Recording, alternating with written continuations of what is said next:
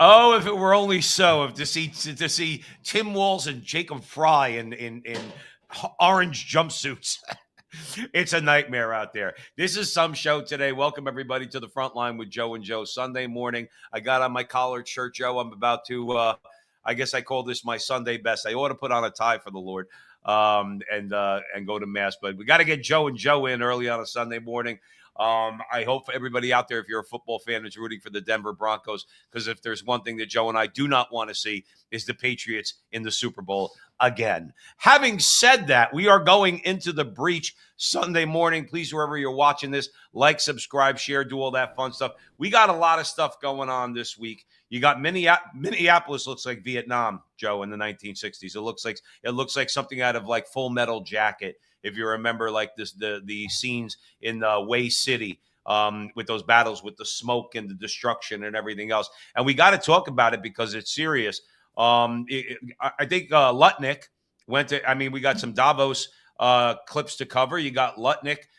Really, like I was fairly impressed with Lutnick, and the way he's got the oligarchs all around him. And he's talking about the problems of globalization, which maybe Lutnick's been watching the front line with Joe and Joe. I don't know. Maybe he's sneaking it on the side because the administration, they don't want people to act, to publicly know they're watching a couple of Goombas from New Jersey. We're going to talk about. Larry Fink to me is a dangerous guy. Oh, we're going to talk about that too. Prison. He's Dr. Evil. Remember in Austin Powers? Prison. He's like this because he wants to unify everything on a blockchain. And guess for what reason, Larry? Because you want to control it. Dude, well, I have a lot to say about that, but we'll talk about it. And we're going to get into that. And then we're obviously got to talk about Canada. That's usually we have a lot of clips we put up on particularly our Facebook page about Canada. A lot of our audience are Canadian brothers and sisters. And we love Canada. But guess what? Canada's about to become a threat. And it's because of Mark Carney. Dougie Ford, he's always good for a couple of clips. Hey, listen, I like the guy. I like Doug Ford. Because guess what? Love him or hate him, disagree with him sometimes, agree with him sometimes.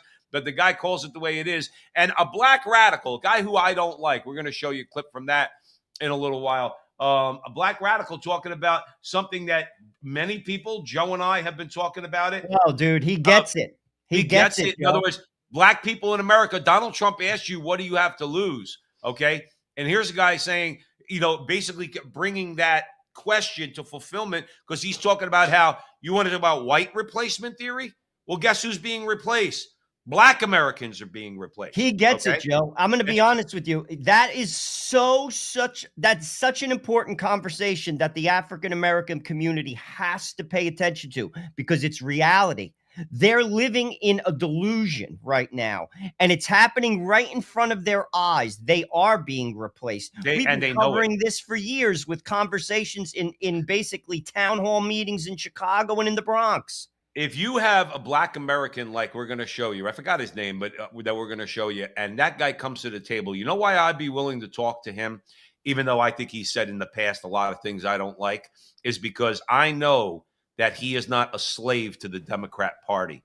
And that guy I actually could talk to. The black Uncle Tom liberal establishment can't talk to those people. Well, it's their identity. They have to shake it. It's like white people blue-collar white people from New Jersey.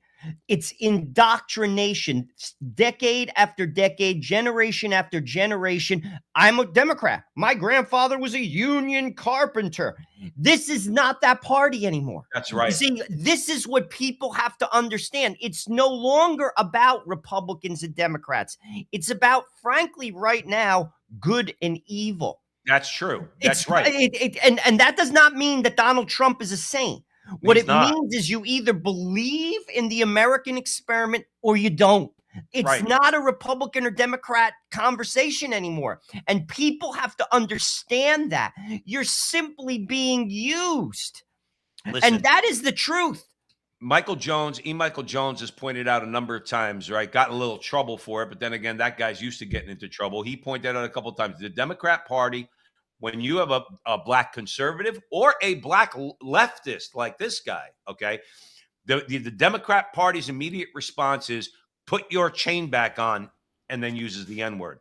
In other words, put your chain back on. Well, Obama did that during the election. Exactly right. He said, well, the brothers ain't coming out to vote. But let's save that. We're going to talk about that more. And then finally at the end, we have a clip from the Joe Rogan show talking about the real Zelensky. That is a really informative clip that people should pay attention to, because to be honest with you, it also shows, and this is what I want to highlight with that particular clip, the corruption of the war machine in the United States, as well as the mainstream media that sold America a narrative which was completely false. And that clip blows that narrative out of the water. And we gotta make sure that we scream from the rooftops. If Donald Trump is going to do it, because Donald Trump's doing a lot lately, and we won't get into it on today's show at the Frontline with Joe and Joe, doing a lot to piss me off. Okay, but one thing that's got to happen is no more money for Ukraine. But anyway, and we'll talk about why, because Zelensky's a little grifter. That's all he is. And Joe and I are from New Jersey, so we know a little bit about grifters. But here, let's go to Vietnam. Minneapolis.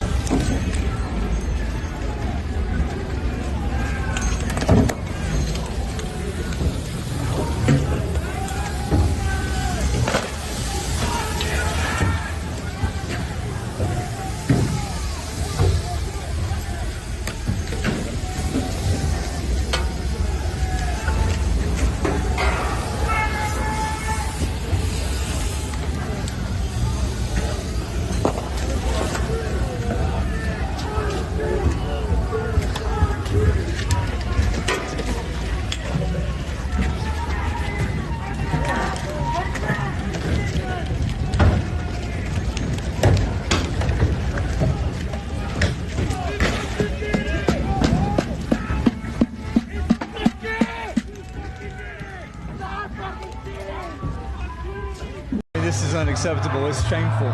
It's shameful to interrupt a public gathering of Christians in worship.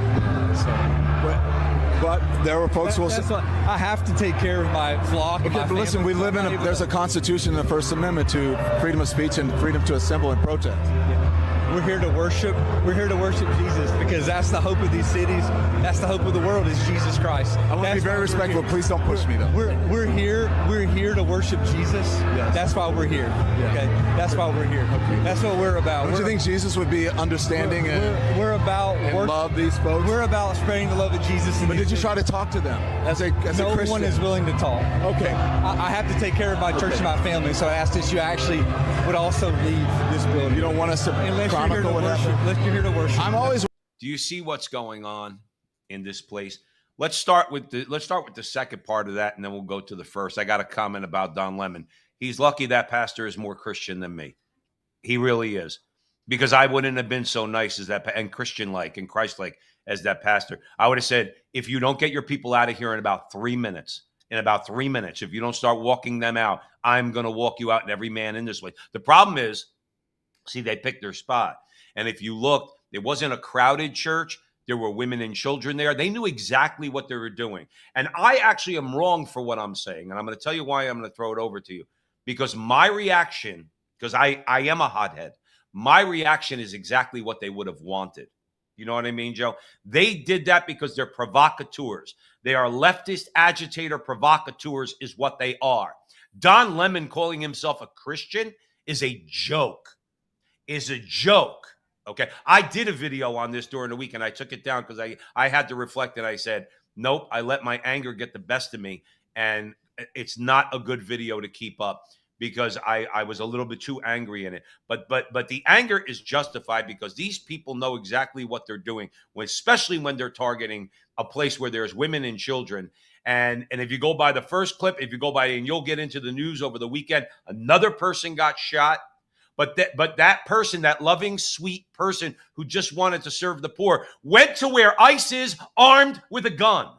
And actually tried to pull it out. It's on What video. do you think is going, if you're smart, if you have any intelligence whatsoever, what do you think is going to happen to you if you're in the middle of a bunch of law enforcement officers, and that's what they are, and you pull out a gun? What do you think the result is going to be? And as I said last time, Joe, when we talked about the woman who got shot, who tried to run over the ICE agent, about the Antifa kid who Kyle Rittenhouse shot, my view is the same in all cases.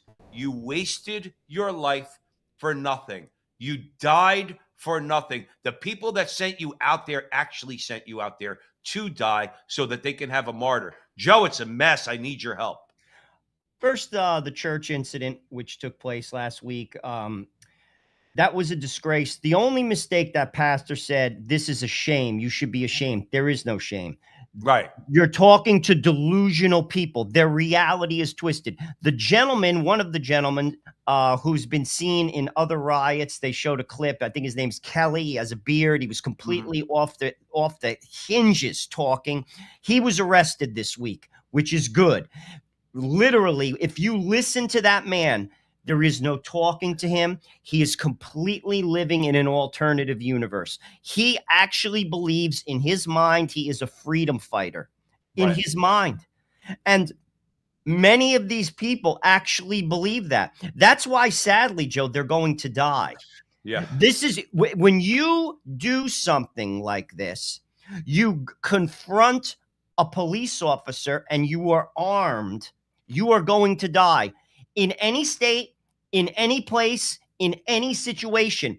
And to think you're not living in reality. And that's where we're at. And that's why that gentleman got shot. Do you know, I saw the news this morning, the Democrats are planning to shut the government down as a result of that shooting. Yeah. They should condemn the actions of these people. These are the people for 18 months talked about January 6th. January 6th was a fraternity stunt compared to what's going on in Minneapolis right now. People are dying. 2 have been killed, and it's only the beginning. You have to turn the rhetoric down. Jacob Fry and Tim Walz should be arrested. Now, why aren't they being arrested? Because they are going into the midterms, and Donald Trump is not trying to be. He's walking that fine line. He doesn't want to cause basically an uproar and have their base unite. That's why he's kind of letting them basically hang themselves and allow the American people to decide, is this what we want? Is this the country? Are these the people who we basically have under the umbrella of we are all Americans? The answer clearly is no. Right. These people do not believe in the American founding. They simply don't. And any rule that's put in front of them is viewed as you're a fascist. No, you cannot have society based on no rules. Sorry. And at the end of the day, you're in the wrong. You're simply in the wrong. Now, is Donald Trump perfect? No, absolutely not. But you are in the wrong. And this is going to get ugly, Joe Pasillo. And it's only the beginning. It is only the beginning. Does it strike you as odd, or are you shocked to find out that all of this, you could pull the line from All the President's Men, all right, the movie about Watergate, okay? Follow the money. Joe, why did they do this in Minnesota? Why are they doing this all over the country? It was a big grift. It's a power move, Joe. They need this is what a lot of the people in the streets, maybe they do understand it. They let these people in to create a voting bloc. That is the only reason why 10 to 20 million undocumented people came into America. It was to replace the Latinos and the African Americans who are not, and we're going to talk about this later, as reliable. We saw that in the last election, and the Democratic strategists knew that. So they brought in a group of people. That's what happened in Europe. It's the playbook. And frankly, and we're going to talk more, that's what E. Michael Jones wrote about in The Slaughter of Cities. Basically, the Catholic voting bloc who lived in cities had to be replaced and pushed out into the peripherals of the city. So what did they do? They brought in poor Southern blacks and they put them on welfare to dilute the Catholic vote. That is what happened. And the irony is now they're doing it to the African Americans in the city, in front of your eyes. But a lot of African Americans, and we'll get into it later, are waking up. So they are, but remember, not this is little by little, all right. And you never know that like you said, there's a lot of people they could switch on a dime, especially when we'll play the clip in a little while when they realize the truth of these things. But you mentioned power, but when you look at the suitcases full of money, when you look at Nick Shirley going to these so-called daycare centers and everything else, they don't have one kid in them. It is power. But then again, it's always money. It's power and money.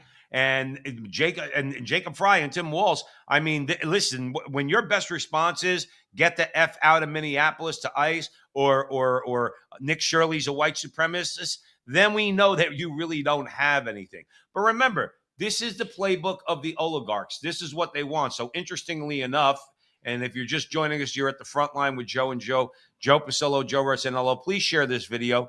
Please take a second and share the video and like our videos. Help us get out to a wider audience. We love you very much, and we appreciate your support every week. We have a good crowd coming. We have over 60 right now in our comment room. So and we're monitoring the comments. So please feel free to start chattering and give us even tell us if you disagree with us. But underlying it all is the battle between globalism, global elites, as we always say, and just regular people. We see that. I think it's fair to say you saw that with Brexit. You saw that with the Yellow Jackets in France. You saw that with the trucker convoy in Canada. You saw that with the election of Trump and the emergence of this America First movement, the MAGA movement in America. People are fed up. The central thing they're fed up with is centralized control of the world, not just your country, of the world. So here's Howard Lutnick. Well, I think you should start at a much higher level. Okay? We are in Davos at the World Economic Forum. And the Trump administration and myself, we are here to make a very clear point. Globalization has failed the West and the United States of America. It's a failed policy. It is what the WEF has stood for, which is export, offshore, far shore, find the cheapest labor in the world, and the world is a better place for it. The fact is, it has left America behind. It has left the American workers behind. And what we are here to say is that America First is a different model, one that we encourage other countries to consider, which is that our workers come first. We can have policies that impact our workers. Sovereignty is your borders. You're entitled to have borders. You shouldn't offshore your medicine. You shouldn't offshore your semiconductors. You shouldn't offshore your entire industrial base and have it be hollowed out beneath you. You should not be dependent for that which is fundamental to your sovereignty on any other nation. And if you're going to be dependent on someone, it darn well better be your best allies. Okay? And so that is a different way of thinking. It is completely different than the WEF.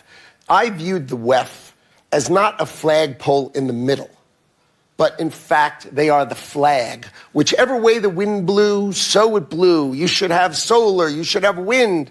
Why are you going to do solar and wind?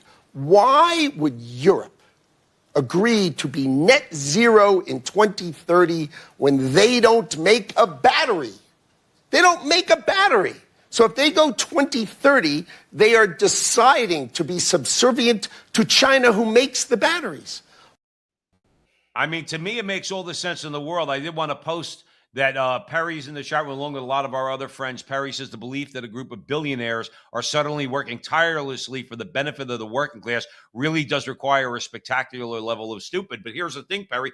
We've all been at that spectacular level of stupid in our lives, because I remember, full disclosure, I remember back in the day, I thought I kind of drunk the Kool-Aid a little bit. In other words, I thought in my mind, well, you know what? I mean, we should try to raise the standard of living of other countries, and we should try to have more global trade and a little bit more equity. Okay, that was a level of stupidity, Perry, that I was at. But then you quickly realize, here's the problem, Joe, and then I'm going to throw it over to you. It sounds good. Right? It sounds good. We're all going to sing Kumbaya. We're all going to sit around together and we're all just going to get along. Here's the problem. God created nations because there are different kinds of people. And some people just don't, they like to congregate with other people who they either think like, look like, believe like, talk like, whatever the case might be. Now, I'm not saying we can't be friends and have friendly, good trading relationships with other countries. Okay. But the idea of this globalism, The problem with it is the people who set the rules rigged the whole game for themselves. It had nothing to do, as Perry said, it had nothing to do with helping working class people or poor people. It had to do with exploiting as much of the world's resources on a global scale that they possibly can and making America a lapdog to that system. And their problem with Trump, okay, because we're going to talk about it in a little bit, their problem with Trump is Trump's using every lever he can to try to, as Lutnick pointed out about offshoring and all that, he's using every lever he can to try to pull us out of that system in the way that it's developed over the course of the last, I don't know how long, 50, 60 years at least. Joe, I'll throw it over to you. That statement was arguably the best thing that I have heard since Donald Trump was elected president of the United States. No question about it. That statement absolutely is not only common sense, not only is it spot on, but that statement will benefit regular people more than anything else that has been said since. Right. Because the ideology of globalism, which the WEF began in 1971, was nothing more than a group of very powerful people, the most powerful people, to consolidate the world's power and create a feudalism-like structure which benefits the few and enslaves the many. Right. And any person who votes for that and is not in the few, and none of you are, I don't know a soul who is, that we're talking about people who run companies. That's the few. Right. You're crazy. You're because right. it's not about you, and they're using you. What we saw in Minneapolis, they're nothing more than tools of that ideology. What we're seeing in Canada, because Carney is a disciple of that group of people, is exactly what is happening to our friends in Canada. And sadly, you empowered Mark Carney. You got distracted by Donald Trump's rhetoric, and he has destroyed you, as did Justin Trudeau. That's right. And this is exactly what we have to go away from, regular people. And this is why in America, it's not about Republican and Democrat anymore. If you think that it is, you're not paying attention, because ultimately what has happened to these countries, Canada, Europe, Australia, New Zealand, they have been gutted by that organization. They have consolidated power and they took your power away. That is reality, people. That's right. And we have to go away from that. There is nothing wrong than being proud of your nation. There is nothing wrong being proud to be Polish, be proud to be Hungarian, be proud to be French, and take care of your own first. That is not what that organization is about. Right. No, it's not. And if you think otherwise, and if you support that for any other reason, you are not living in reality. Well, here's the reality. I mean, listen, people might say, well, these are small examples, but you had over the last, I mean, we've covered it on the show several times, like some of the measures that they try to impose, because remember something, you're talking about a globalist organization. You're talking about the World Economic Forum. You're talking about the Klaus Schwabs of the world. We're about to play Larry Fink in a minute. That's all they're about is control. And there's examples of, like, I would ask somebody like somebody who would think that with what we're saying is is conservative in some way. It's common sense. It's common sense, Joe. It has nothing to do with conservative. Nothing. Nothing to do with political labels or anything like that. The Republicans, I voted Republican. I've always voted Republican. They stab us in the back a million times. We'd have to have a 10-hour show to talk about how the Republicans have stabbed us in the back. But the bottom line is this. When they tell you in Europe that you can only use your hair dryer certain nights of the week, what do you think is going on? Dude, in Europe, they were telling people they couldn't heat their home. That's what I'm saying. Like, what do you think? I got a shiver. I got a shiver in my house. My kids got to have to be cold in my house. If I have enough money to pay for gas in my house to heat my home, I got to somehow feel guilty of that because Klaus Schwab and Larry Fink and the rest of the globalists, they say, well, you're being really selfish when you're burning that energy. I'm cold.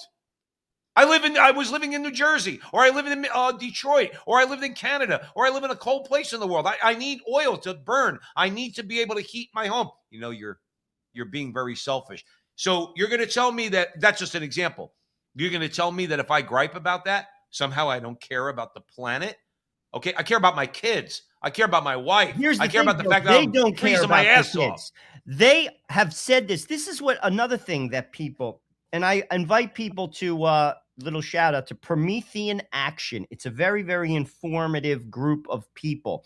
It's a think tank that kind of breaks down a lot of what the WEF has been doing for a long time. Check them out. Ultimately, the WEF, it's anti-human. They have said this time and time again. There are too many people on this planet. They want a number. It's been said time and time again, 500,000 people. 500 million. So 500 million. Sorry. So ultimately, what are you going to do with the other 8.5 billion? Ultimately, their structures are anti-family, anti-human, and anti-God. Well, that's a given. And that means you. That means you. And this is what I'm saying. They're creating feudalism 2.0. You will own nothing. Right. You will own nothing. And this is the goal. And if you, to be honest with you, under whatever political identity you call yourself, support that, you are enabling people to slit your throat. Right. To hurt your family. That's right. And this is reality. And it's been done. It's being done. They're anti-family. They're anti-children. They're anti-human. Joe, you're Joe, this is like I bang my head against the wall when you hear working class people who frankly are hypnotized by the mainstream media and or are deluded by absolute and utter hatred of Donald Trump that they will vote against their own interests. That's right. And let me tell you what's not in your interest. Underlying this all, what's not in your interest is giving these people the power to control your every. Now, this is not, we have power, we control most of it. This is controlling every aspect of your life. And they're telling. I think the movement towards tokenization, decimalization is necessary. It's ironic that we see two emerging countries leading the world in in the tokenization and digitization of their currency. That's Brazil and India.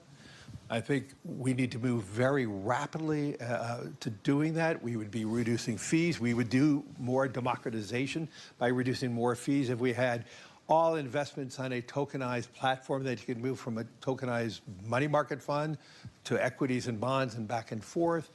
We have one common blockchain. We will, we could reduce corruption. So I would argue that yes, we have more dependencies on maybe one blockchain, which we could all talk about.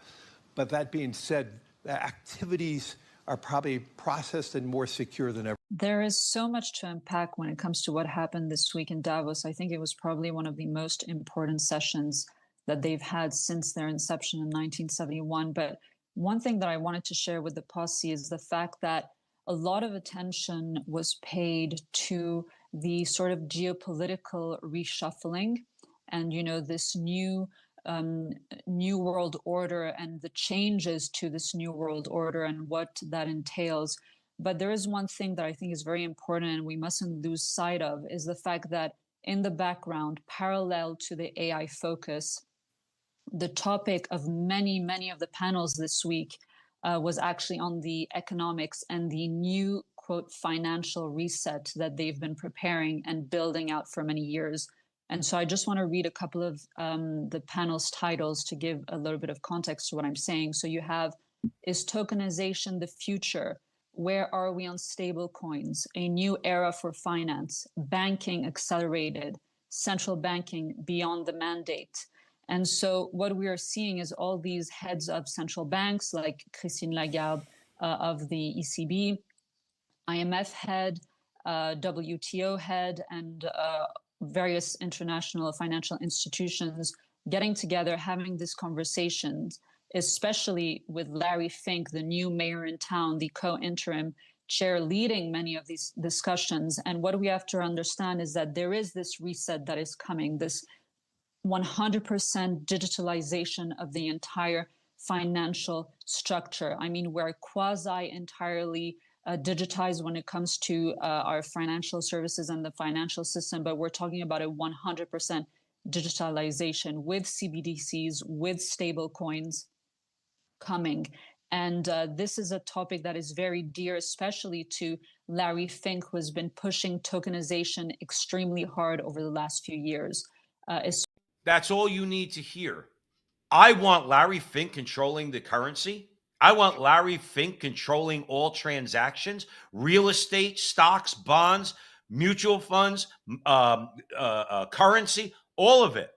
And he's going like this. He's kind of like almost wagging his finger. Why do people think in their minds, just because somebody has a lot of money and they're powerful, that they actually think that we're so stupid that we can't see what they're trying to do? The problem is, are people listening to that, Joe? You see, absolutely. No, absolutely. but like it's not on the mainstream media. You see, that man is telling us the playbook. And I want to kind of bring this out because this woman who was talking to Steve Bannon also is saying this in her basic conversation. The conversation has shifted. Why? The global, if you follow this as I have for quite some time, the main focus of the conversation was net zero carbon, climate. Well, Donald Trump just blew a massive hole in that narrative. That's very important. Donald Trump just marched into Davos and blew a massive hole in their strategy. So now they're pivoting.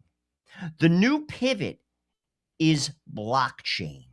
And Larry Fink is explaining to the simple people why it's good for you. Right. When in fact, it's the same strategy. It's just a pivot because he realizes that Donald Trump just torpedoed the plan. As Lutnick said, you're like the wind. First go into solar, then go into this, then go into that.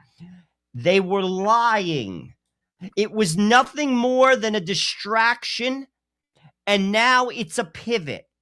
The end game is the same: to unify the elite and powers of the world and ultimately create a feudal system.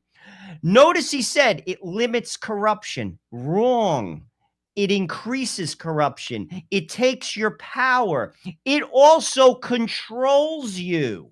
Right. Digital currency is a means of control because ultimately conversations like this will cease. Why? Because all they have to do is press a button and delete you. That's what we saw in Canada with the truckers. Right. They literally froze their money. We even saw that in America with certain people who were no longer allowed to bank at certain international banks. Right. That is the power of digital currency. And notice, I think, who was interviewing him? Sorkin? Is that dude from the New York Times who was interviewing Larry Fink? I can't recall his name.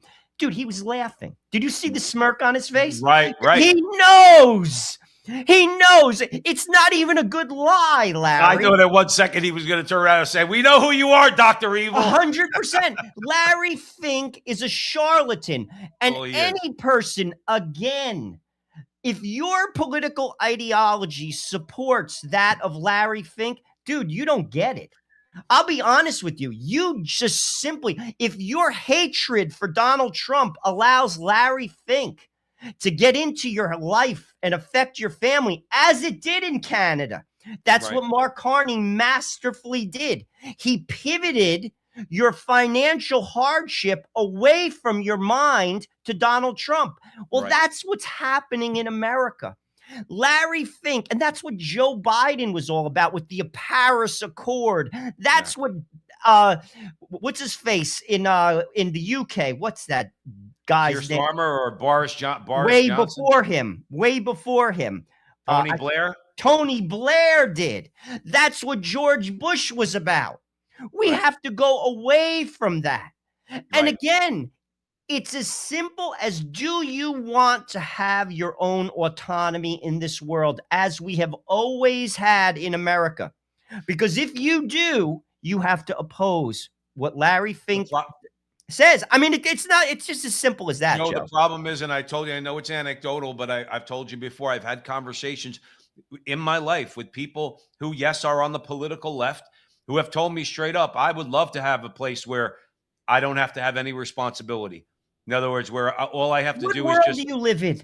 Joe, Well, that's not being an adult. Well, You're that's not the an thing. adult. That doesn't exist. Well, they're trying. Listen, they can't sell you chains, because you'll look at the chains and say, any human being would say, well, I don't want chains. So they have to make the chains look like something that's actually going to be liberated. Well, that's what the devil does.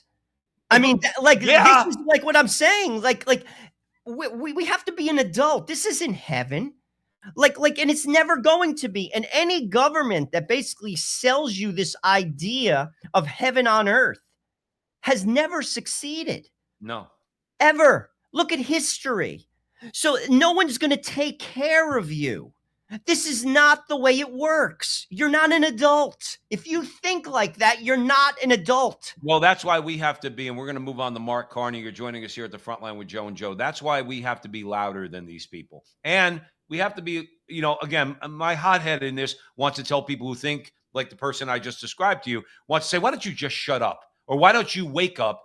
And if you're not going to wake up, then shut up. I don't want to be that guy. I would try to convince those people, look, if you think that these people, if you think Larry Fink and I know Klaus Schwab's not the head anymore, but he's the perfect person to put up there. Him and Yuval Harari, that guy's evil. That guy is He's just evil. lost and wounded. No, he's not lost. I'm sorry, Joe. I don't mean to do that. He knows exactly what he's doing. Yuval Harari thinks AI is going to take the place of God and the Bible. That's how far off the deep end that guy is. But let's go to a guy that's close to home for a lot of our people here at the front line with Joe and Joe, Mr. Mark Carney. We knew the story of the international rules-based order was partially false, that the strongest would exempt themselves when convenient, that trade rules were enforced asymmetrically. And we knew that international law applied with varying rigor depending on the identity of the accused or the victim. This fiction was useful, and American hegemony in particular helped provide public goods, open sea lanes, a stable financial system, collective security, and support for frameworks for resolving disputes. So we placed the sign in the window. We participated in the rituals, and we largely avoided calling out the gaps between rhetoric and reality. This bargain no longer works. Let me be direct. We are in the midst of a rupture, not a transition. Over the past 2 decades, a series of crises in finance, health, energy, and geopolitics have laid bare the risks of extreme global integration. But more recently, great powers have begun using economic integration as weapons. Tariffs as leverage, financial infrastructure as coercion, supply chains as vulnerabilities to be exploited. You cannot live within the lie of mutual benefit through integration when integration becomes the source of your subordination. I don't know. Maybe I said Yuval Harari is really evil. All right. I wonder if I need to redirect that to Mark Carney. Who the heck is he talking about? No, it's tariffs as leverage. Yes, Mr. Carney. Here's the reason why. Not because globalism works. Because as we pointed out earlier in the show at the front line with Joe and Joe, because globalism is just a rigged game. It's all to keep you people in power and wealthy and everything else.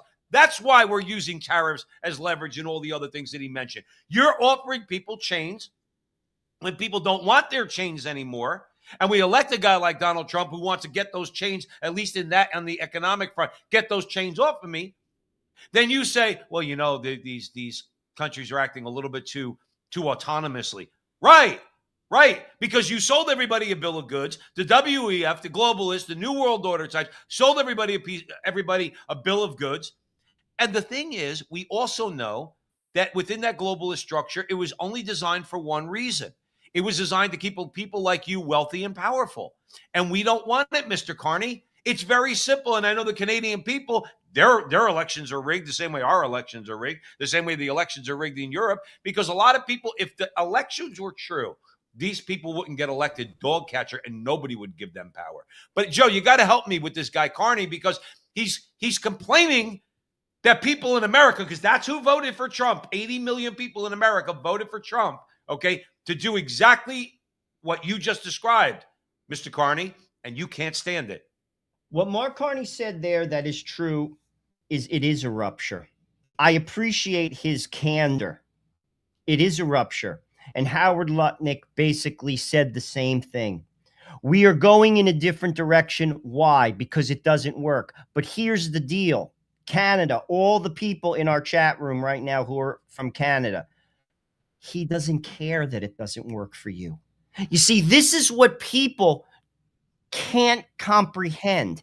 And this is where the charlatans on the left in America, like AOC, like Bernie Sanders, who should be agreeing with us right now, yet they are supporters of WEF. Right. That should tell you who they really are.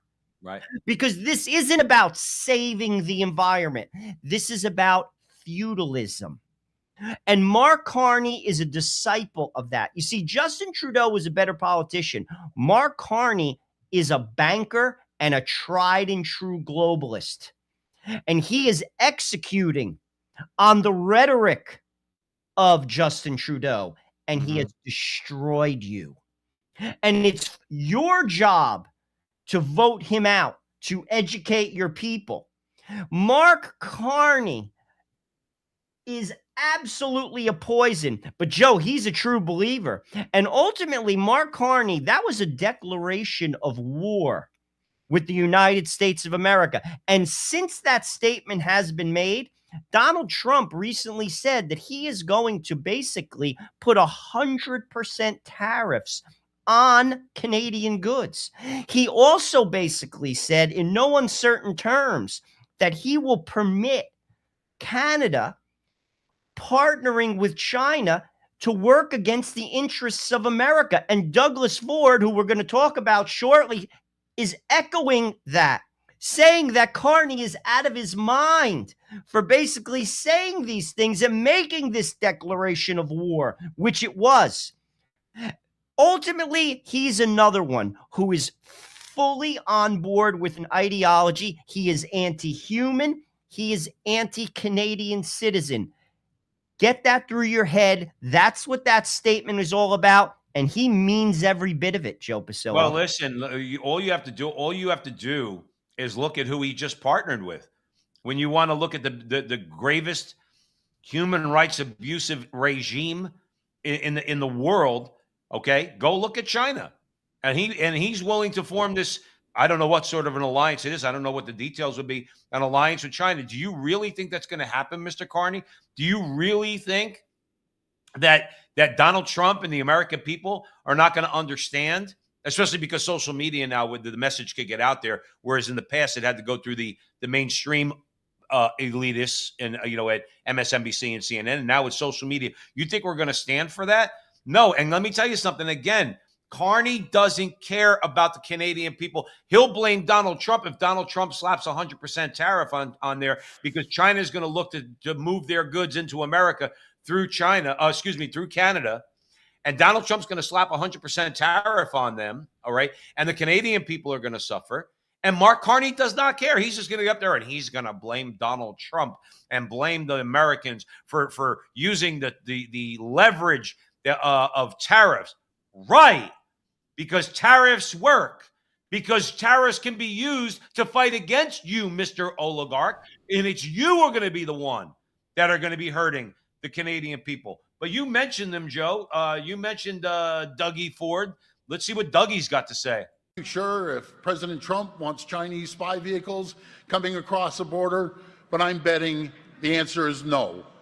You know, when you get on your cell phone, it's the Chinese that are going to be listening to your, and I'm not making this stuff up, they're going to be listening to your telephone conversation. I find it ironic that the Prime Minister is using a burner phone and all his staff over in China. But we're making a deal, it's Huawei 2.0, to come back into Canada, and we get nothing but potential job losses in our factories right across the board. Hello, good morning. My name is Brian Kingston. I'm the president and CEO of the Canadian Vehicle Manufacturers Association. Canada's auto industry is under enormous pressure, with over 90% of Canadian production destined for the United States. There is no industry without U.S. access and North American integration. Diversification is not an option for automotive, as markets in Europe and Asia are better served by assembly plants in those regions. Canada's market alone is too small to justify large-scale manufacturing. The future of Canada's auto industry and the hundreds of thousands of jobs that it supports depends on securing our trade relationship with the United States. The federal government's decision to open the Canadian market to Chinese EVs is deeply concerning. The Canada-China strategic partnership has the potential to undermine Canada's auto sector and presents risks to the future of our integrated North American automotive supply chain. Now, I'm going to say this from a personal point of view. When my mother left Italy, she left Italy after her siblings. My mother stayed in Italy, but her siblings, her two older brothers and her sister, all went to Canada.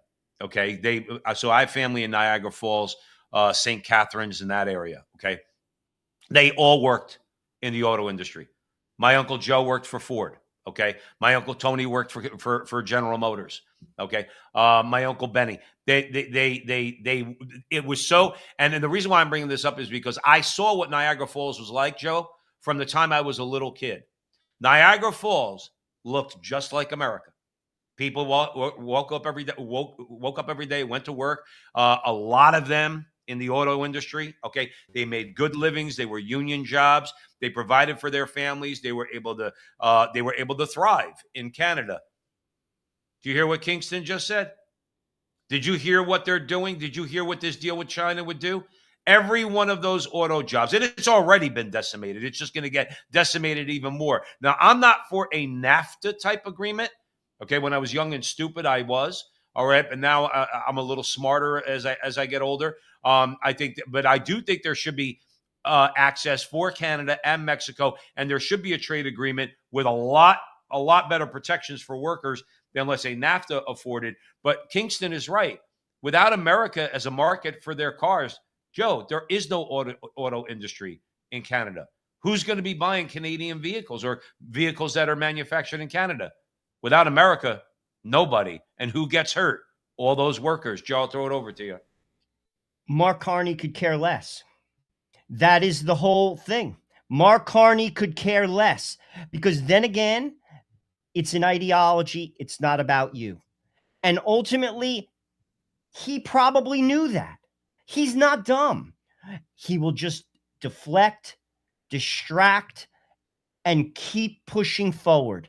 That is what he's about. He's a globalist. He does not care about those job losses. He cares about convincing a portion of those people to still vote for him. And that's what happens in America. When you're put on a plantation and you're convinced that somehow the government is on your side, when in fact they're not. This is anti-human. And to Doug Ford's credit, he stood behind that man. To his credit, I'll give credit. I'm no fan of Doug Ford. He makes you laugh, though. He makes me laugh. He does. I do want to go to the Ford Fest. I will say that. One day, maybe I'll be there. But anyway, at the end of the day, Doug Ford is at least bringing some common sense into this. Why, though? Because Doug Ford needs those votes, too. He's not going to let Mark Carney slit his throat. He needs those votes to stay in his seat. He has a big fat ass. He likes to sit in his seat, and he needs votes. Right. So he's basically, Mark Carney now is encroaching upon his interests. You see, that's how politics work, people. And that is exactly what's going on here. It's about reality.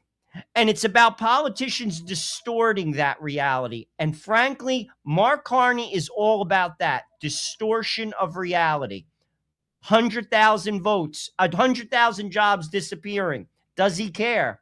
I say no. I don't think he does. That's collateral damage. Full steam ahead. No, listen, when you said true believer earlier, it just reminds me of what we say here at the front line with Joe and Joe all the time. I believe there are a lot of true believers. I don't know what deludes them, working people, middle class people, into What it thinking is, that I'll tell you what it is, Joe. They're not grounded in something that's higher than their identity in politics. It's political idolatry. You see, when you're grounded, listen, I have my political ideas. God is above them. God trumps all my political ideas. And I'm never going to have a politician that suits me completely until I go to heaven. Right. And the politician is God. He's the president. He's the king. He's so the king. ultimately here, you have to make choices and weigh them. But we're not grounded to anything anymore. We're unmoored. That's the underlying problem. And the identity has become God. Right. For the liberal. For the conservative, there's many conservative idolaters, many that basically will disregard a belief that's much deeper or higher for a political game. Now, as far as these elitists, like they worship power. That's their God, and they'll say and do anything for it at your expense. The game is distraction. Let me tell you something, and you know who's waking up to, you use the right words, at your expense. I'm really, really hoping that we hear more people talking about this clip that we're about to play, because a lot of the left-wing agenda in America, see, E. Michael Jones makes a good point. In other words, when you talk about like a lot of these elitists and these groups that really just want control, they want to control everything. They need proxy warriors. Okay, so at one point in the not so distant past, one of the greatest proxy warrior groups in America were African Americans. Well, they're waking up too. Line is when Joe Biden got elected, he said he wanted to fast track 4 million undocumented residents to full citizenship. Black people completely ignored it. I spoke on it. I said, do you know why he want to fast track 4 million? Because he know he's not going to do nothing for us.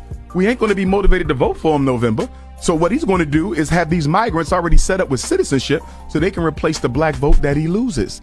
The migrants are being put in our communities on purpose, New York and Chicago on purpose, because they are what? The two blackest cities in America. They're the two largest cities in America. They're the two most politically conscious black communities in America. So if we can wash out the black with the brown in New York, if we can wash out the black with the brown in Chicago, Philly don't stand a chance. Atlanta don't stand a chance. LA, Houston, Dallas, Detroit, Chicago don't stand a chance. The migrants are here for 3 reasons. Replace us at the polls, replace us at the low-end industry jobs. He gets it, Joe. That is, Joe. Now, that he has dude said things in the past it. that make me cringe, okay? I find him to be a bit of a radical, but what he, again, this because I can put down ideological blinders and listen to another human being and what they're saying. What he just said has the Democrats shaking in their boots. Because this guy is not a conservative. He is not a conservative black man. What he is, though, he seems to have his head on straight when it comes to how black Americans are being used. He might still not like Republicans or Trump. But when he looks at the Democrats and Joe Biden, as he described, he said, well, you're trying to replace us. Then he's got to say to himself, well, we're going to have to do something because they're replacing us. We've given them our votes for decades. And now they're going to turn around because we're not putting our chains back on, okay, and just shutting up. They're going to look to replace us. Democrats fear that guy. But here's my thing. That guy, Republicans better get it through their heads. He's a guy you could talk to. But you can't talk to, and I would tell this to all the Republicans, Chamber of Commerce people, and everything. Stop selling us the globalist line from the right, the elitist line from the right. You better start addressing the needs of everyday people. That guy is talking about everyday black Americans getting used by Democrats, and now because they're not falling in line the way they're supposed to and be a good little black person, okay, they're going to get kicked to the curb by bringing in all these immigrants. So he's got it right. Joe, that is reality, what he said. And we've been talking about it to our credit for quite some time. We've been bringing voices on the street, in town halls, saying the exact same thing. He just has a larger platform. And I'll tell you this, if the populist movement could shave 1 in 3 African Americans in inner cities to that mindset, the leftists will never win again, ever. Right. And that is exactly why, and this is part of the conversation and my frustration with the people who have such a problem with Donald Trump and his migrant policy. Don't you realize why Joe Biden did what he did? He did this at the expense of the poor in cities. This is my complaint with the United States bishops. You did not say a word when the border was opened and people were getting raped at the border. Children were getting trafficked, and the poor in inner cities were basically having their wages driven down and their rents driven up. That man is saying it. Where was the voice when this was going on? Nothing. And now that they created this mess, everyone's in an uproar. Okay, maybe Donald Trump's methods should be looked at and reviewed. However, the mess was created for a political reason, and it's to replace the unreliable Latin American and Black vote, which they counted on for decades. And you say, no, Joe, that's not true. Look at the vote which just took place. Almost 50% of the Latino vote voted for Donald Trump. 1 in 5 African-American males voted for Donald Trump. That's only going to increase. So what do? They knew this. Bring in people. This is what happened to Catholics in inner cities. Read the book, The Slaughter of Cities by E. Michael Jones. The Catholic voting bloc was too strong. So what did the leftists do? They brought in poor Southern blacks and basically put them on welfare for 5 decades. And now those people are not reliable anymore. Don't take my word for it. Listen to that man. Right. So what are they doing? They're replacing them. And you are supporting a group of people who are, again, slitting your throat. They have no interest. None of your interests are basically supporting. Are they for you? Not at all. Joe, it blows my mind how people, it really does. It's schizophrenic. It's schizophrenic, and it's sad. Listen, no, it is sad. What's not sad, Joe and I started doing this show back in 2018 because our view was we think we have something to say. We think that we've had our consciousness raised by other people who are a lot smarter than us, and we should have a show because we have a lot to say about these things. And our goal is to just help to try to people raise their consciousness. You don't have to agree with us on everything, nor do I expect that you will. But what you do have to do is like that guy who, like I said, he's a black radical.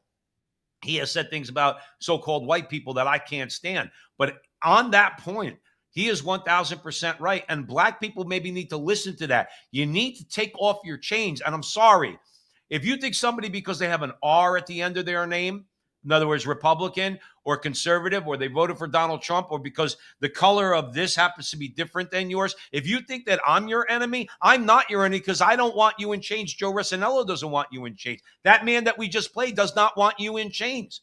The Democrat Party wants you in chains. Barack Obama has said, well, you know, the problem is the brothers ain't coming out to vote for Kamala. Right, because they're tired of you, Barry. They're tired of you, Barry. They don't want to hear you anymore, Barry. They know you're full of crap, Barry. And they knew damn well Kamala was. They knew she was full of crap because she couldn't put 2 sentences together. Oh, Biden couldn't do it because Biden's friggin' lost in his brain, and Kamala couldn't put 2 sentences together because she ain't smart enough. Okay? And guys like this say, you know what? These sons of bitches, they hate us. We supported them for all this time, and they turn around and they're going to replace us. Did you remember something about the left, Joe? They love black people as long as black people are compliant. They love Hispanics as long as Hispanic people are compliant. They love white people too, so-called white people too, as long as those white people hate themselves. That's what the left loves.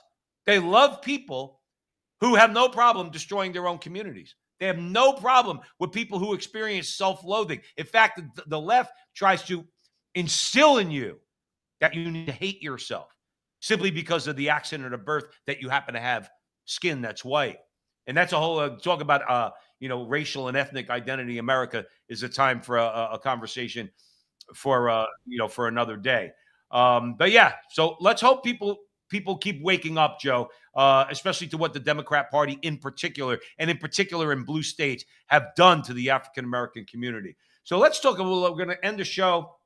We have a few minutes. Let's talk about Vladimir Zelensky. I keep asking you if I have time. Do I have time to tell the Zelensky story? Sure. Because it's another one. It's just, what is Zelensky? In America, he's a hero. He's a real warrior. He's got that nice green, warrior suit on. And here's the truth. And people know parts of this story, but they don't know it in its cleanest narrative. So he was a totally apolitical. He was an outsider to politics, zero experience or interest in government or politics. He was a comedian and with no manifesto, no party ties.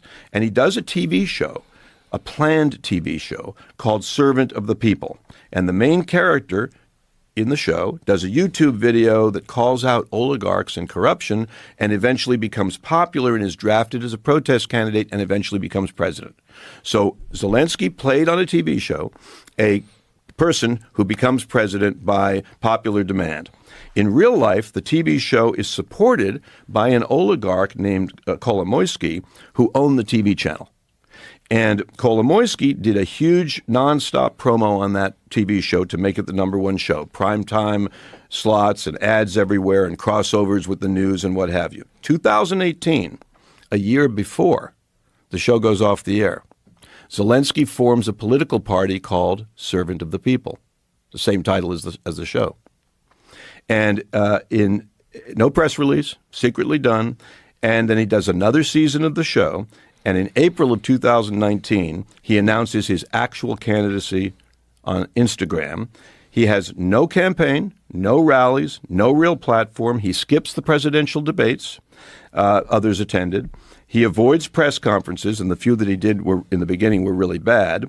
And Kolomoisky's TV channel gave Zelensky's campaign endless airtime and favorable polls and went after his enemies.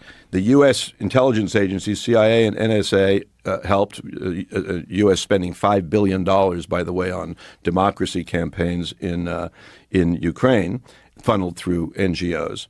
And USAID embeds advisors in his organization to help with the campaign. I'm almost done. And on election day, Zelensky wins with 73% of the vote. And then the war happens with Russia, and he declares martial law, and he ends elections. They're supposed to be elected. That's all you need to see.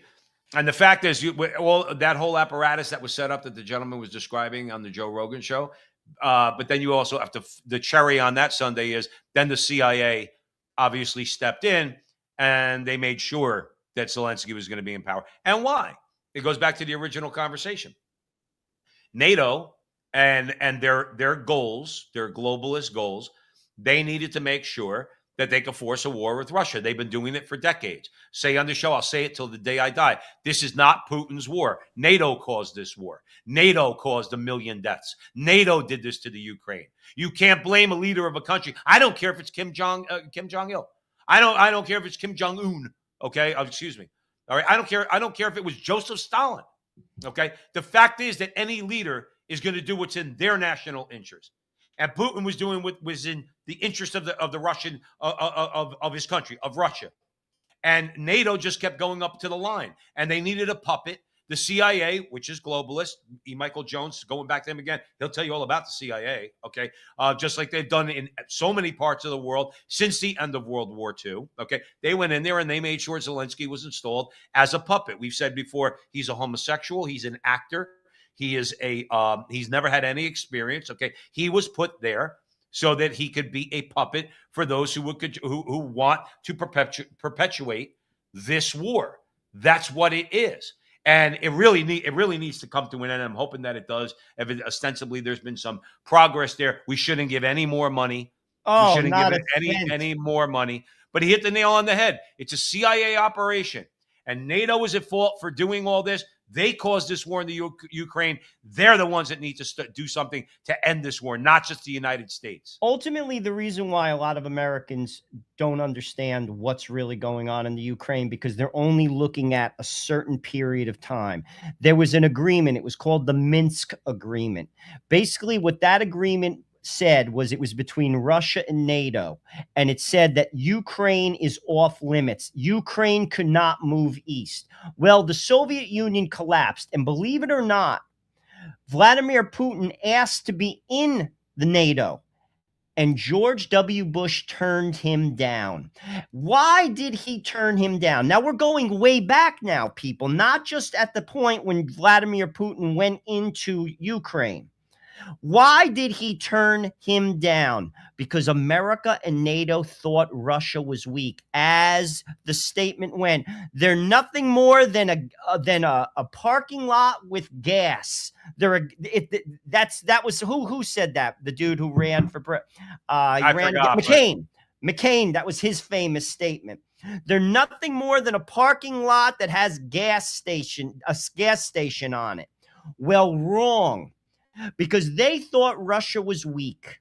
So they broke the Minsk Agreement and they created a coup, NATO. And that man just laid out the puppet that they put in place to basically further NATO's aims. What were the aims? Take down Russia. They were the aggressor. NATO was the aggressor, and Zelensky was nothing more than a puppet. In the meantime, 1 million people are dead, and America paid for a lot of it. That's right. Thank you, Lindsey Graham. America, our money, while in this country, there are people who are working 60 hours a week and don't have benefits. There are people who can't put food on the table in the middle of our country. And we saw fit to give all this money away to a corrupt nation. How much money went into people's pockets? The graft that went on, that's our money. Why would we support that? Why would anyone vote for that? And that is what the American First Movement's about. And frankly, Donald Trump hasn't fully embraced that movement either. And I want it to go a lot further. I am not for forever wars. It's anti-people. It's anti-taxpayer. It does us no good, Joe Pasillo. No, I agree. Nothing. It's our money. And that is what happened.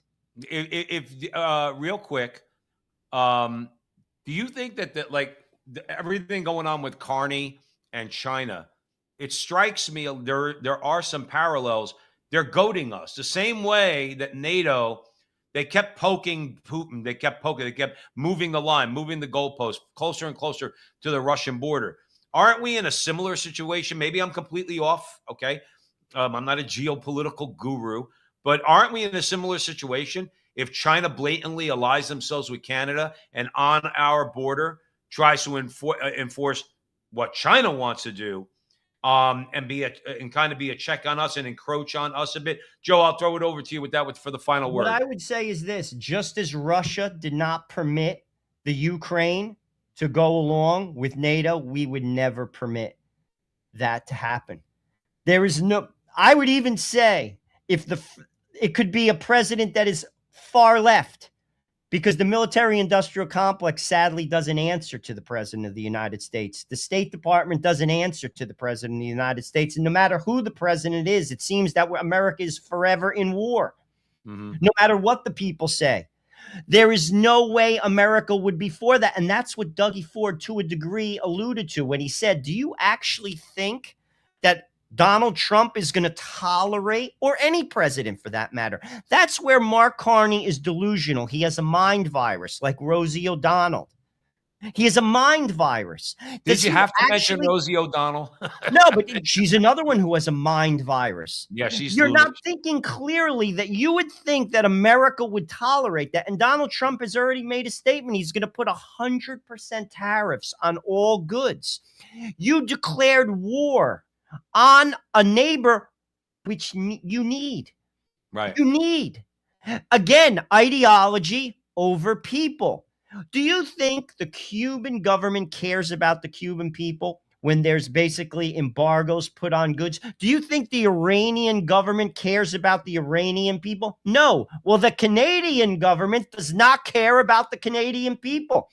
When you make a statement like that, and you think that the America isn't going to react in a radical way because Carney's statement was very radical, you're not living in reality. And that's for the people of Canada to get him out. Oh, yeah. No, and listen, if you want to live in reality, you got to visit the front line with Joe and Joe every Sunday because that's where we are. We're living in reality. We don't have ideological blinders. We're not Donald Trump sycophants.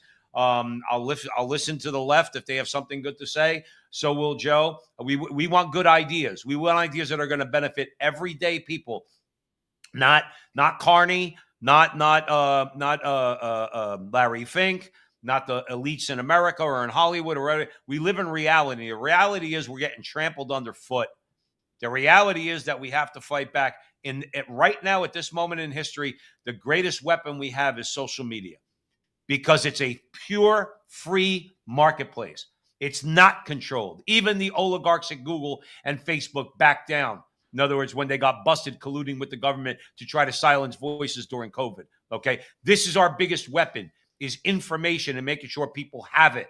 Why? Because Joe and Joe know everything? No, we don't know everything. But we're sincere and we want the best for people. So we have to sift through these ideas, stimulate a conversation like many are out there, and let's create some sort of powerful movement, both in Canada and America, okay, where we fight back against these people. Donald Trump's not going to be the savior. It's got to transcend him, all right, and we're going to just keep doing our part to make sure that we let these globalists know we're not taking this laying down. We're going to fight tooth and nail and right to the bitter end. So thanks for joining us. Please share this video. Please share all our videos. Again, if you like, if you're here, I assume it's because you like us. And if you like us, share our videos. Help us get out to a wider audience. Like them, share them, subscribe to our channel on Facebook, YouTube, and X, and anywhere you see us. Help us out. Thank you again. We'll see you next week. And remember till then that our conversation is your conversation, and that conversation is going